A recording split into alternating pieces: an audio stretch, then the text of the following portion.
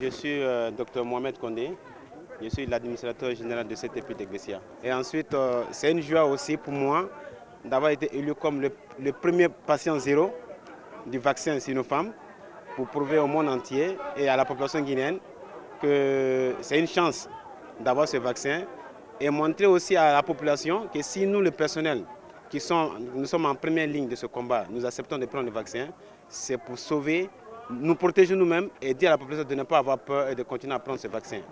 Donc aujourd'hui, comme vous le voyez, c'est une joie pour les agents de santé. Ça fait 1 an que nous luttons contre cette maladie par les stratégies de prise en charge, de sensibilisation et qui ont bien servi à freiner l'épidémie, mais n'a pas pu arrêter l'épidémie.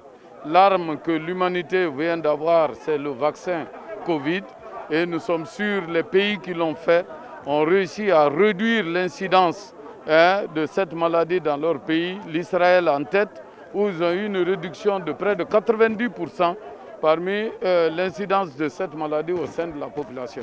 Donc nous profitons de votre micro pour que tous les gens qui seront ciblés acceptent de prendre ce vaccin pour éviter de l'empêcher de continuer leur travail, voire même des décès inutiles. Bref, il y a 20% de la population guinéenne de façon progressive qui vont être concernés par cette vaccination. Mais nous allons commencer par les préfectures actives qui ont encore des cas. Conakry qui héberge plus de 90% de nos cas est en première ligne, plus les préfectures avoisinantes. Après, nous allons simultanément vacciner certaines préfectures où les cas se font très actifs. D'abord, chaque personne doit recevoir 2 doses avec 1 mois d'intervalle.